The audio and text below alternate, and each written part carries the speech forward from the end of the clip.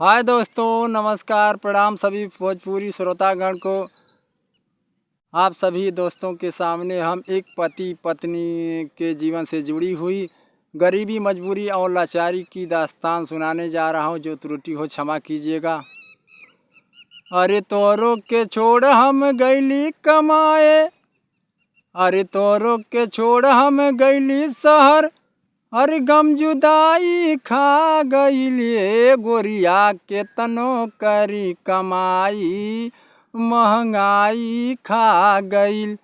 ये गोरिया के तनो करी कमाई, महंगाई खा गईल।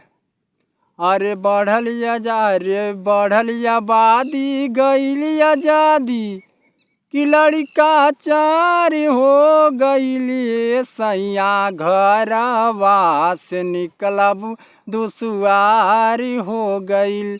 ये राजा घरवा से निकलब दुसवार हो गईल।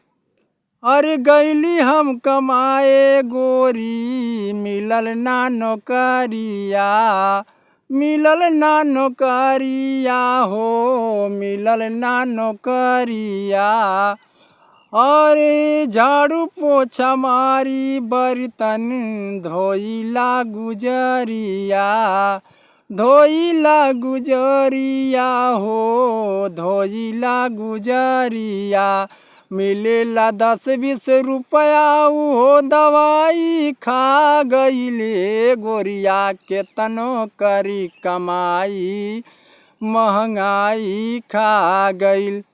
ये गोरिया के तनो करी कमाई, महंगाई खा गईल।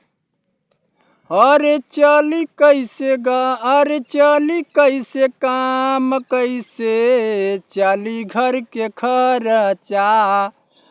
लाली होठ लाली घटल घर में मरचा।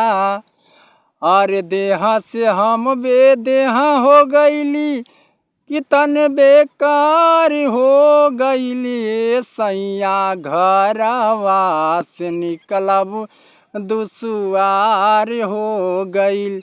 ये राजा घरवा से निकलब दुसवार हो गईल।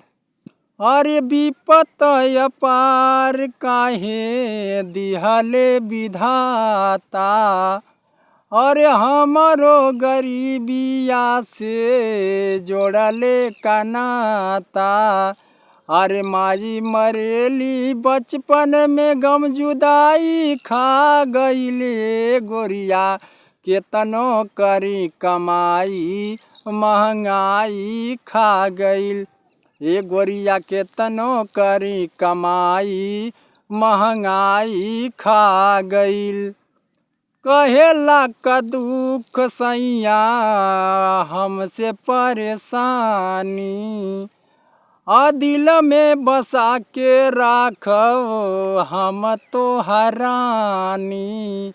ओ कहेला का दुख सैया कहे परेशानी, दिल में बसा के राखो हम तो हरानी। अरे मांगिला रुपया चंचल से, अरे मांगिला रुपया डीपी से, बड़ा उधार हो गईले ये सैया घरवा से निकलब दुसवार हो गईल। ये गोरिया के तनो करी कमाई, महंगाई खा गईल। ये राजा के तनो करी कमाई, गम जुदाई खा गईल।